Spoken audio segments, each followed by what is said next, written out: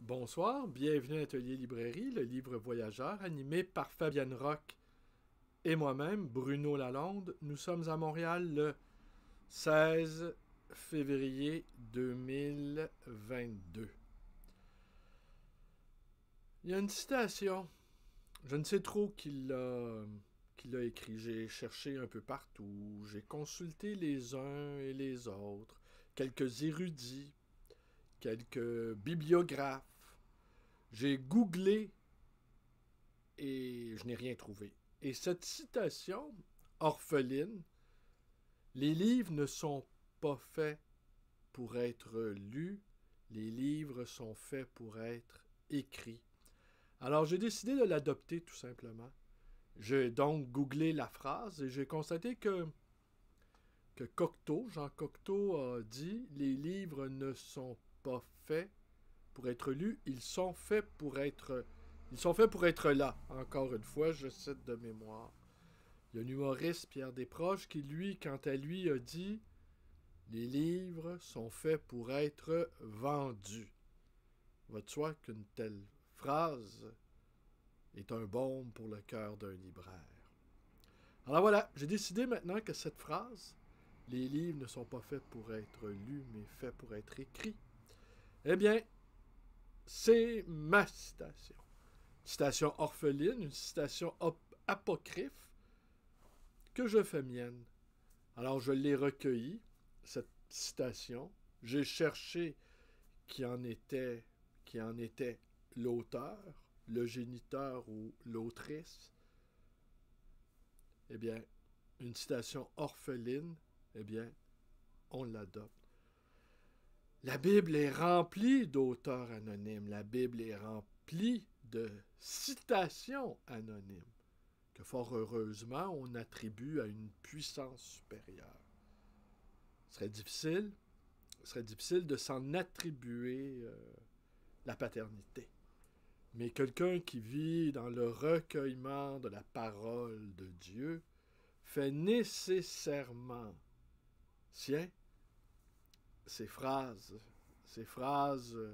inspirées par la divinité. Alors oui, la Bible, c'est un recueil de textes anonymes. La Bible, c'est quoi? Ça veut dire bibliothèque. 47 textes du côté de l'Ancien Testament, de l'Ancienne Alliance, et 27 textes de la Nouvelle Alliance, le Nouveau Testament, et ça donne 73 titres. Tous écrits par des anonymes inspirés. Mais ce n'est pas là de théologie, en fait, dont je voulais vous entretenir ce soir. C'est la période que nous traversons au niveau des livres, au niveau du sort qui est fait aux livres.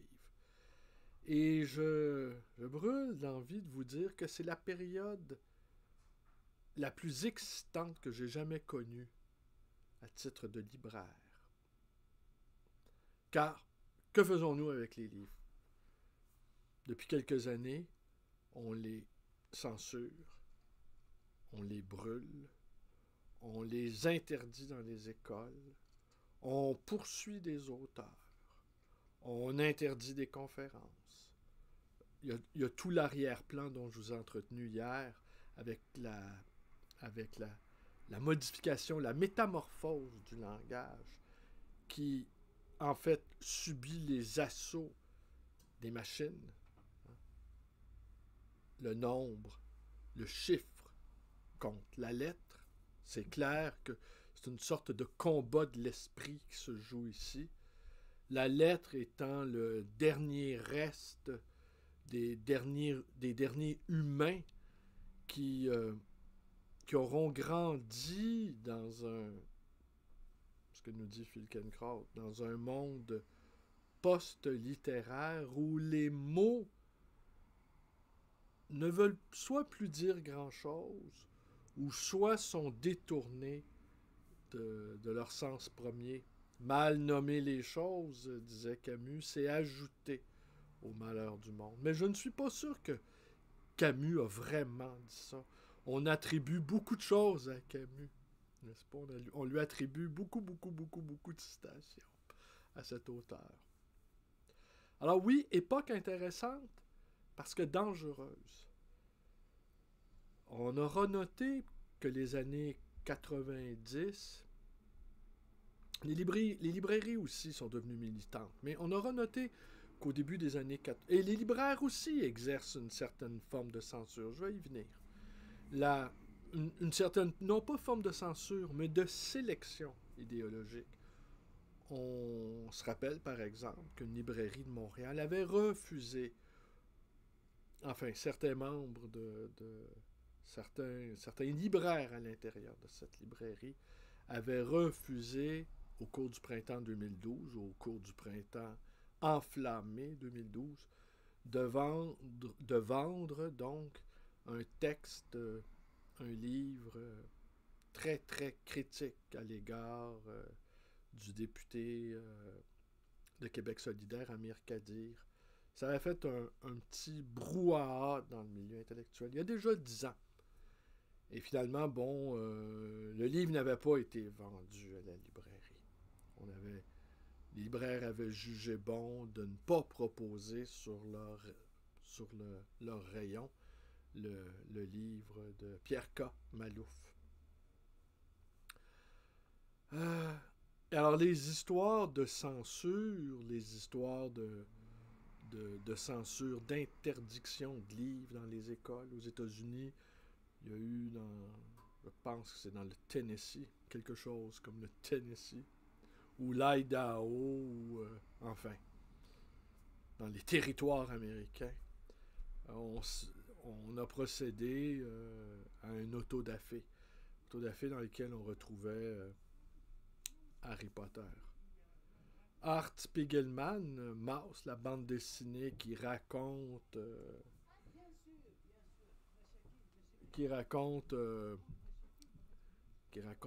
l'expérience des camps, a été également interdit par certains gouverneurs. Ici, au Québec, la polémique, il y a eu une grande polémique concernant le fait qu'une professeure d'université d'Ottawa aurait mentionné dans son cours, dans son syllabus, l'ouvrage de Pierre Vallière, Nègre blanc d'Amérique. Les exemples se multiplient comme ça presque à toutes les semaines. L'exemple burlesque, c'en est un aussi, dans la province voisine de l'Ontario, où la commission scolaire catholique de l'Ontario a engagé une dame qui se disait autochtone pour procéder à une purification, je ne me souviens pas du terme exact, et des milliers de bandes dessinées avaient été détruites. Des bandes dessinées de Tintin en Amérique, par exemple.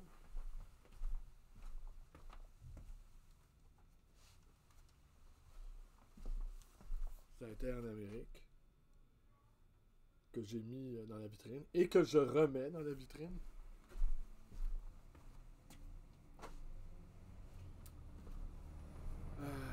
Des albums de Lucky Luke également.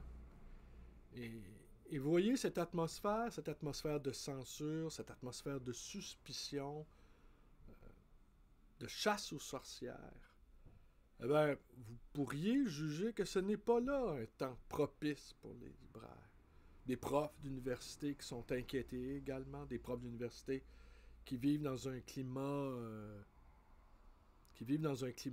de terreur, hein, dans certains cas, qui s'autocensurent énormément. Alors, vous pourriez juger que la période pour exercer le métier de libraire est plutôt défavorable, mais je n'entends pas les choses ainsi. Je trouve ça très excitant. J'avais trouvé assez déplorable que les libraires ne soient que des prescripteurs, qu'ils n'offrent que des coups de cœur ou des conseils à un lectorat sans doute évidemment bien largué par l'extrême abondance des titres à chaque saison.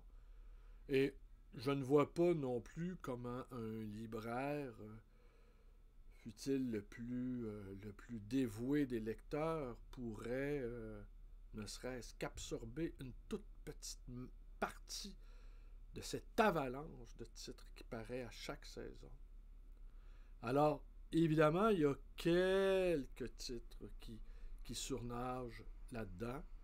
Et en fait, le lecteur, la lectrice, devra s'en remettre dans bien des cas au bon soin de ces valeureux libraires qui vont survivre à qui auront réussi à survivre à cet éboulement, à cette avalanche de titres. On va les retrouver dans un amoncellement de titres et il faudrait bien quelques Saint-Bernard pour venir les secourir avant l'agonie finale. Mais encore là, on a vu également aussi des libraires ne jamais se prononcer sur des titres, ne jamais avoir d'avis sur les titres qu'ils proposent dans leur librairie. Mais l'atmosphère, donc, qui est redevenue inquiétante, parce qu'au fil des 5 siècles de librairie en Occident, et dans certains pays limitrophes à l'Occident, eh bien, les libraires, qui étaient souvent des éditeurs également, il y a eu beaucoup de périodes où ils ont été inquiétés, où on les a menacés, où on a incendié leurs boutiques, où on a saisi les livres, où on a cassé les imprimeries, où eux-mêmes ont dû s'exiler, ont dû faire paraître leur ouvrage, par exemple à Amsterdam, endroit où la libre pensée et où les mœurs étaient plus libérales. Donc, certains libraires éditeurs ont dû prendre le chemin de l'exil. On a vu également des libraires imprimer dans leur arrière-boutique des textes destinés que l'on se passait sous le manteau, des textes appelant à la révolution, à un renversement de régime, ou encore des textes de poésie qui s'en prenaient aux autocrates. Je ne dis pas que je n'irai pas dire ici que c'était le bon vieux temps, mais on retourne à une espèce de... à une période, en fait. On retourne à une période où le courage redevient une vertu nécessaire. Je ne parlerai pas de courage intellectuel parce que pour moi, ça ne veut pas dire grand-chose. Si le courage intellectuel n'est pas accompagné d'un réel courage physique, qui est à mon sens la base du courage, c'est-à-dire risquer son intégrité physique ou sa santé. Le courage intellectuel, je pense qu'il n'y a que les intellectuels pour croire que ça a quelques vertus. Parce que dans un monde où on peut s'exprimer librement, où on peut écrire librement, où on peut avancer des idées ou des propositions audacieuses sans que notre sécurité physique soit, de quelque manière que ce soit, menacée, cela ne représente pas un grand risque.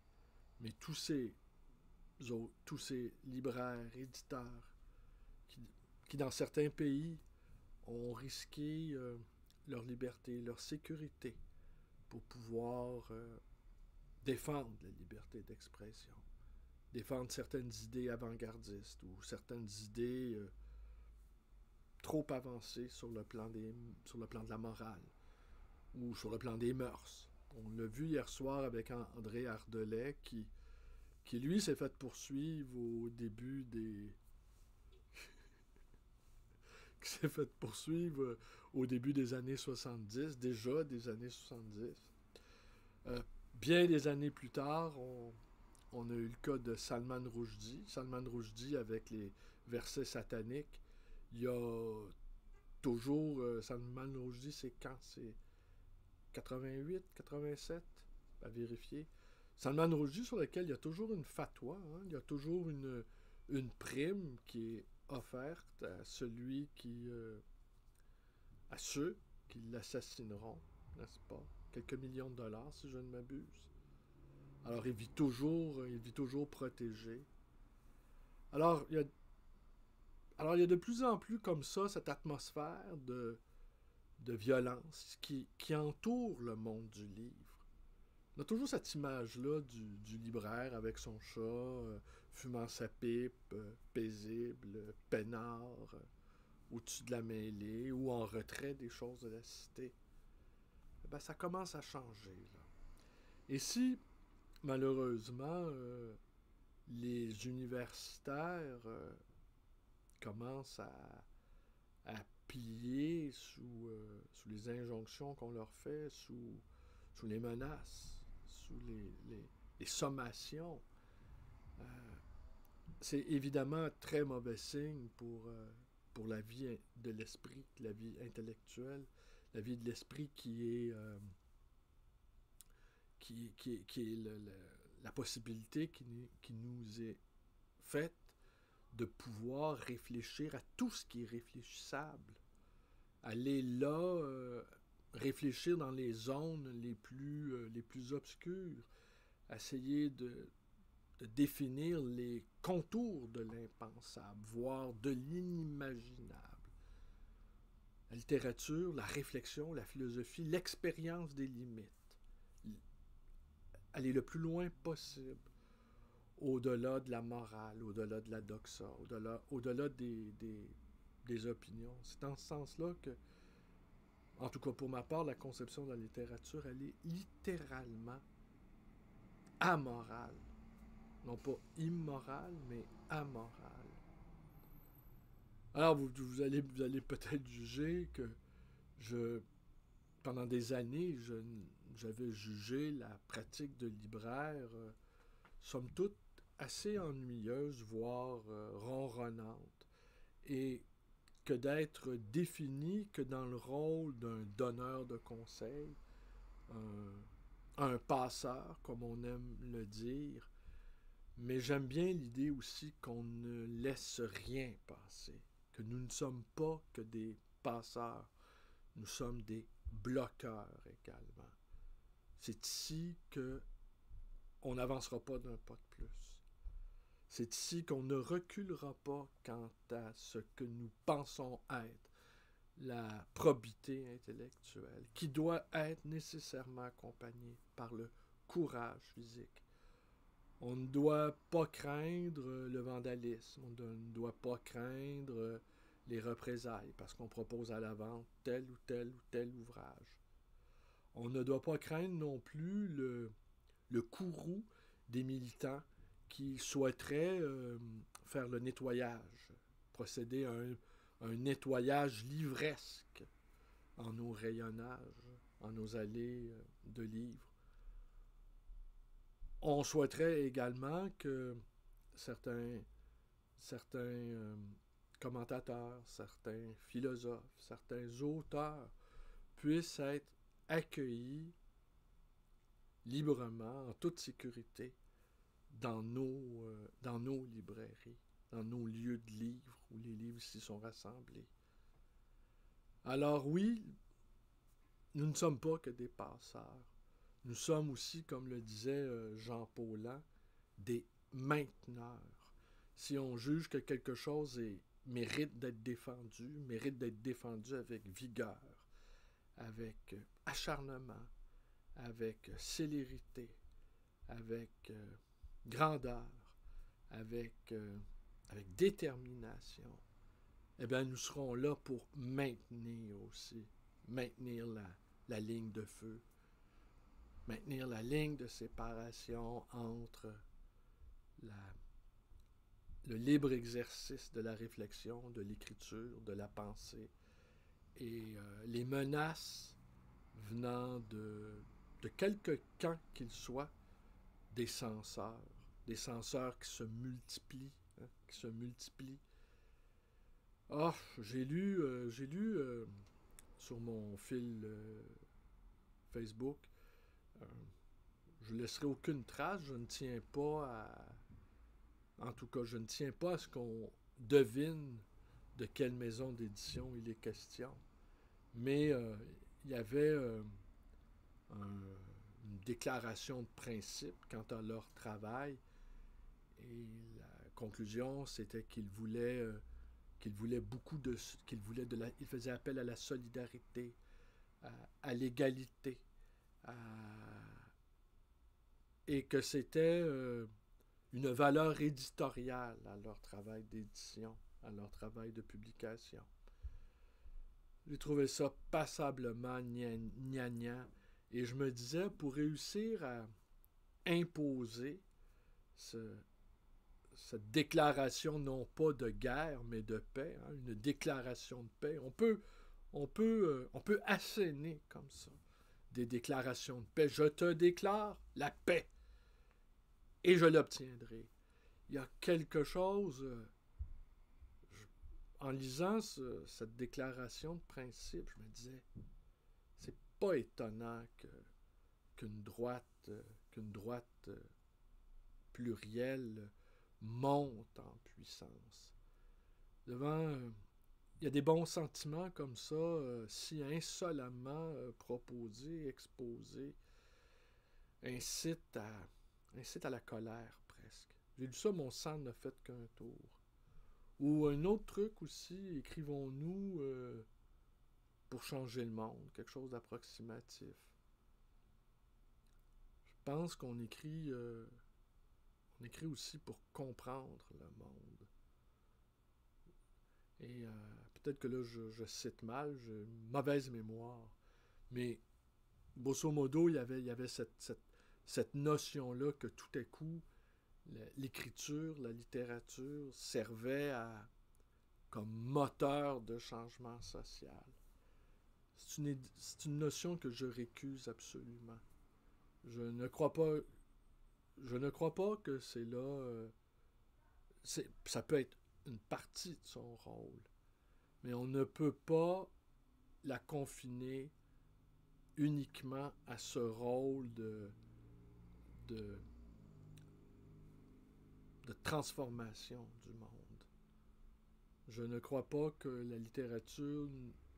Je n'irai pas non plus d'un côté, il y a la littérature au service du politique, la littérature telle que Sartre, par exemple, l'avait définie, telle que Sartre l'avait proposée, ou encore, à l'autre extrême, les hussards. Hein.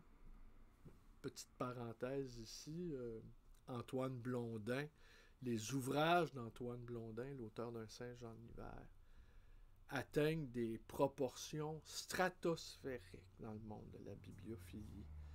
Et ça, de même qu'un autre auteur aussi qui atteint des dimensions spéculatives inimaginables, c'est Céline. Alors, peut-être qu'il y aurait une piste aussi pour d'éventuels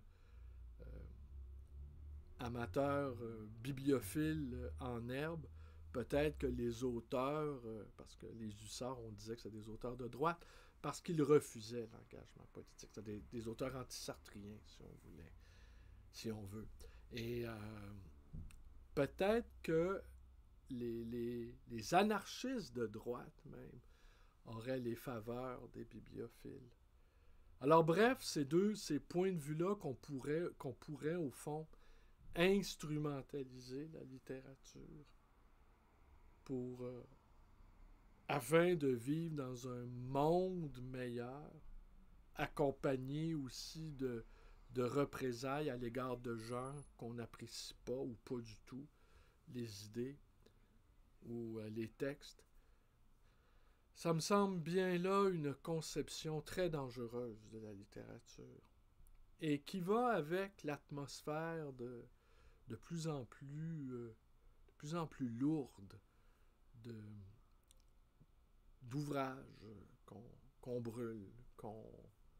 Alors évidemment, on aurait envie de dire également, en conclusion de cette petite vidéo, qu'il faudrait que les mainteneurs, les libraires bloqueurs, offrent à la vente Tintin en Amérique, Mouse, Harry Potter, euh, tous ces Lucky Luke, imaginez donc. Lucky Luke dans... Ah oui, et puis les milliers de bandes dessinées, ils ont été enterrées. Hein. Alors voilà, en plus, les milliers de bandes dessinées qui ont été retirées de la commission scolaire de l'Ontario ont été, j'allais dire, enterrées comme dans une sorte de charnier de papier. Et on aurait procédé, à une séance de purification en brûlant de la sauge et tout ça pour que la terre-mère puisse ingérer ces infâmes produits à la fois coloniaux et,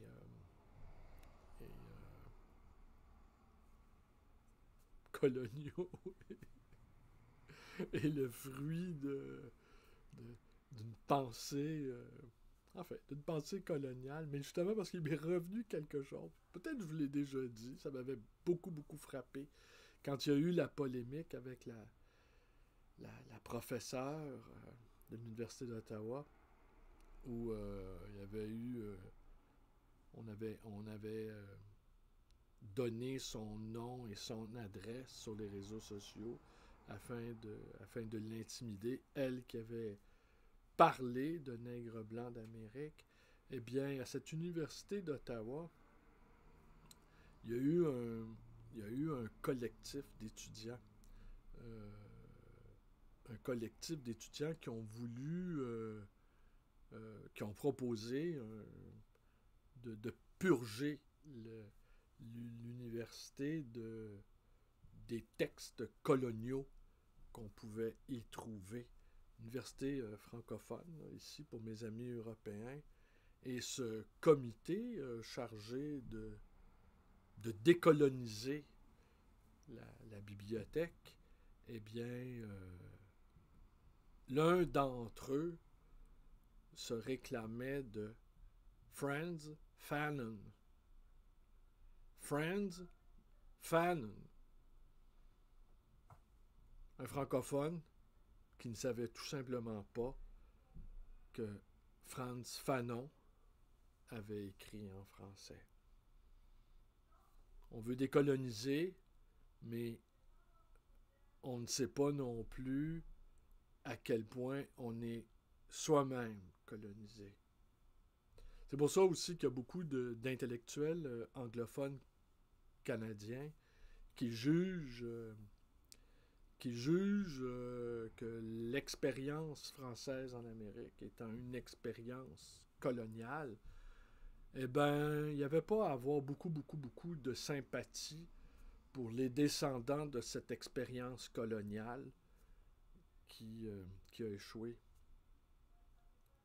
Alors, les colonisés, les colonisateurs colonisés et vaincus et aliénés parce qu'ils ont refusé d'échapper à leur statut, en fait.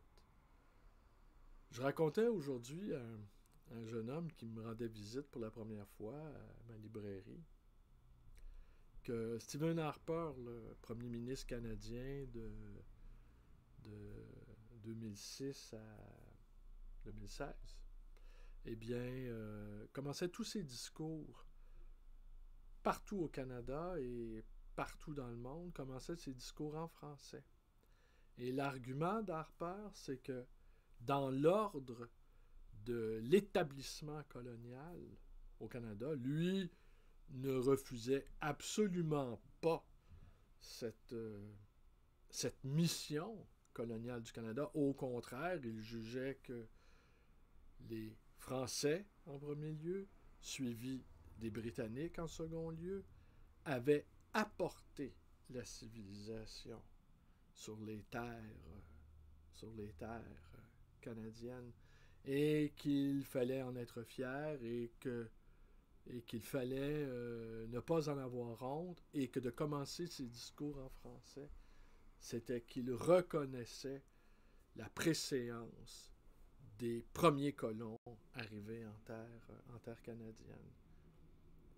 Alors, le récit colonial, Harper l'avait parfaitement intégré et avait eu d'une certaine manière une sorte de génie, je dirais, d'y inclure en premier l'expérience coloniale française. Nous mettre dans le coup, quoi, et nous rappeler élégamment que nous avons été les premiers colonisateurs en terre d'Amérique. Ce que aujourd'hui fait horreur à la majorité des intellectuels, la majorité des gens refusent, la majorité des penseurs refusent ce fait que que oui, il y a eu une expérience coloniale. Ils le refusent dans le sens qu'ils ne l'assument pas. Et beaucoup d'entre eux pensent que de se sentir coupable de ça va les innocenter. Je pense qu'on cesse de se sentir coupable de quelque chose quand on se responsabilise. Et que surtout, qu'on ne culpabilise pas l'ensemble des gens qui ont simplement accepté ce fait historique de la migration des peuples et que des peuples parfois apparaissent sur le territoire de d'autres peuples, qu'une cohabitation pacifique peut même se créer, ce qui a été passablement le cas de cette colonie française en terre d'Amérique avec les premières nations. De ça, nous n'aurions pas à rougir, mais comme maintenant nous sommes appelés, nous sommes la vindicte d'être des colonisateurs, s'est abattue sur nous par des colonisateurs visiblement plus doués, accusations faites par des colonisateurs visiblement plus doués. Tout ça m'apparaît assez malsain, et même on va même jusqu'à penser que le projet indépendantiste québécois est aussi un projet colonial et que donc par avance il est mauvais dans son essence. Et encore là, c'est faire abstraction d'un certain nombre de choses, je pense. Et c'est se libérer de manière tout à fait inopportune, selon moi, d'un sentiment de responsabilité. D'autant, et ce n'est pas exagéré de le dire, qu'il y a eu un métissage très important. Un métissage qui est peut-être un des faits les plus refoulés de la québécitude. Voilà. C'est tout pour ce soir. Alors, ce temps béni, non pas des colonies, mais ce temps béni où les libraires peuvent retrouver de leur superbe, peuvent retrouver de leur importance. Ici, les livres, on ne va pas les retirer des rayons. Les auteurs voués aux gémonies pourront trouver refuge. Les auteurs qu'on ne souhaiterait plus lire, qu'on ne souhaiterait plus étudier, eh bien, trouveront asile ici. Au fond, la librairie, c'est un asile avec à la fois un psychiatre en chef, à la fois un gardien de prison, à la fois un abbé, à la fois tout ce que vous voulez, mais assurément les librairies doivent redevenir